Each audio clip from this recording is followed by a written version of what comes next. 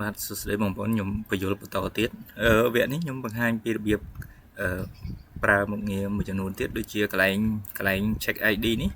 គឺយើងអាចយក link ផ្សេងយកមក check ID បានណា account ខ្លះយើងប្រើជា username ពេលយើងចូល account វាអត់មាន ID ទេអញ្ចឹងយើងអាចយក link វាមកដាក់កន្លែងនេះដើម្បី check ID នេះ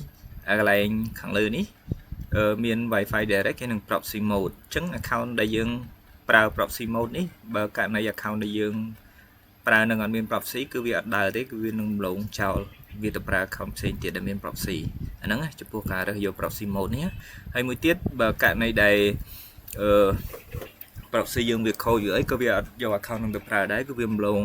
វា check proxy វាចំណាយពេលយូរបន្តិចក្នុងការ check proxy រួចហើយបានវាដំណើរការណាអញ្ចឹងអាហ្នឹងគឺករណីគ្រីសកន្លែងខាងលើនេះអញ្ចឹងបើយើងចង់ប្រើ VPN នៅក្រៅយើងបើក VPN ហើយយើងយក Wi-Fi នេះមកណាយើងប្រើ Wi-Fi direct Wi-Fi នេះមកគឺវាដើរទៅលើ VPN របស់យើងឬក៏ Wi-Fi យើងហើយអញ្ចឹងវាអត់ check លើ proxy អីទៀតទេអាហ្នឹងកន្លែងហ្នឹងចំណែកអា street នេះចំនួន profile ដែលយើងបើកម្ដងប្រហែលទាំងអញ្ចឹងណាអាហ្នឹងគឺអញ្ចឹងតទៅទៀតខ្ញុំបញ្យល់ពីម៉ៅស្ដាំនៅលើ account នេះម៉ៅស្ដាំលើ account នេះមានចំណុចមួយចំនួនដែលយើងត្រូវយល់ដូចតើតើនឹងការ open profile នេះគឺយើងបើកវាមើលថា profile នឹងវាមិនឬក៏យើងបើកវាយកមកប្រើអញ្ចឹងណាយើងហៅមកប្រើអញ្ចឹងយើងបើកopen profile នេះអានេះបើកលក្ខណៈធម្មតាលក្ខណៈមួយទៀតគឺ open profile ដូចគ្នាប៉ុន្តែវាមាន extension ហ្នឹងគឺមានន័យថា Chrome ហ្នឹងគឺ tool នេះខ្ញុំសរសេរឲ្យវាបិទ extension ដើម្បីកុំឲ្យវាពេលយើងប្រើទៅវាមាន load extension load pop up ញ៉ៃច្រើនណាអញ្ចឹងគឺខ្ញុំបិទអត់ឲ្យមាន extension ទេតែករណីបងប្អូនទាំងគ្នាចង់ប្រើ account ដែលយើងចង់តម្លើង extension ខាងក្រៅគឺយើងបើកដៃអញ្ចឹងណាយើងបើកមកហើយយើង install extension អីទៅប្រើបានធម្មតាដូចគ្នាដែរប៉ុន្តែគ្រាន់តែពេលទៅ tool វាយក account នឹងទៅប្រើ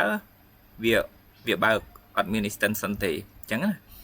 អញ្ចឹងករណីយើងចង់ទៅបើកវាមកវិញ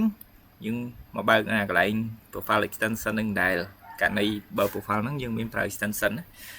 ហើយបន្ទាប់ទៀតអានេះគឺ view custom link នេះគឺយើងអាចដាក់ link បានឧទាហរណ៍ថាយើងដាក់ link យើងមកនេះមិញតើតង account UID នេះខ្ញុំបញ្យល់នេះដូចអានេះខ្ញុំសិតចេះ account link មិញអត់មាន ID ទេបាទអញ្ចឹងយើងចុច check ចេះមកអូខេវា load account ID នឹងឲ្យយើងនេះវា load មកអញ្ចឹងណា UID របស់ account មិញក្រោយចុច copy មកវាទៅអញ្ចឹងហើយអូខេអាហ្នឹងហើយករណីតាក់ទងបងប្អូនទាំងអស់គ្នាចង់បាន 2FA code អីចឹងណាយើងក្រោយចុចអានេះមកគឺបាន code ហើយយើងក្រោយចុច copy មកយកទៅប្រើទៅណាអាហ្នឹងបើ account យើងមាន 2FA ហើយឬក៏យើង log in ដៃអញ្ចឹងទៅយើងត្រូវការ 2FA យើងគ្រាន់មកស្ដាប់យក get 2FA code មកករណីបងប្អូនទាំងអស់គ្នាប្រើ Yandex បងប្អូនទាំងអស់គ្នាប្រើ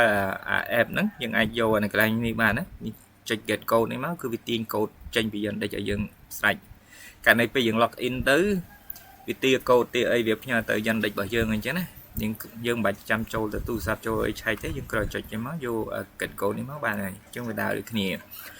បាទបន្តមកទៀតតើតើទៅនឹង export ហើយនឹង import នេះអានេះយើងអាចទាញ account របស់យើងចេញពី tool នេះយើងយកតែ data នេះក៏បានឬក៏បើ account របស់យើងមាន login មានអីហើយយើងចង់យកទាំង profile វាទៅផងទាំង Chrome profile ទៅផងយើងយកអាក្រោមទៅ tool ផ្សេង computer ផ្សេងយើងគ្រាន់តែមកស្ដាំមកយកពី import នេះមកគឺ data អីវាចូលមកវិញទាំងអស់ណាប៉ុន្តែអានេះខ្ញុំសូម recommend អត់ឲ្យយើង export ច្រើន account ទេករណីបើយើងយកទាំង data ព្រោះវាធំវាចំណាយពេល profile មួយវាអាច2ទៅ400 MB អញ្ចឹងមក10 profile វាចូល 2G 4G បាទហើយអញ្ចឹងអាហ្នឹងករណីបើយើងត្រូវការតិចដូចថាយើងត្រូវការយក50 account ពី computer នេះយកទៅប្រើ computer ផ្សេងអាហ្នឹងអូខេយើងអាចយក export យកទាំង profile Chrome ទៅផងឬក៏បើមានទាំង Microsoft Edge ក៏វាយកទៅទាំងអស់ដែរហ្នឹងណាអាហ្នឹងអញ្ចឹងហើយអូខេហើយបន្តមកទៀតមានបាទassign នេះក៏វាមានដែរបើករណីយើងខ្ជិលដាក់ proxy នៅកន្លែងចំណុចនេះយើងអាចមក assign proxy នៅនេះក៏បានដែរយើង select លើ account មកយើងយកពាក្យ assign នេះមកនេះ assign យើងមាន assign proxy ហើយនឹង assign do category នឹងបានណាដូចថាឥឡូវ account នេះនៅក្នុង category អីផ្សេងតែយើងចង់ដូរទៅ category មួយទៀតយើងយក assign នេះមកទៅបានដូចគ្នាណាហើយបើករណីដូច account នេះវានៅរស់ទេប៉ុន្តែ tool វា check ថាវាងាប់អញ្ចឹងយើងអាច move tool live វិញបានណាយើងអាច move ឲ្យវាទៅជាបៃតងវិញបានអាហ្នឹងអញ្ចឹងអូខេអញ្ចឹងវីដេអូនេះខ្ញុំបញ្យល់ពីអានេះប៉ុណ្ណេះសិនហើយវីដេអូបន្ទាប់ខ្ញុំនិយាយពី function មួយនៅក្នុងនេះអូខេអរគុណ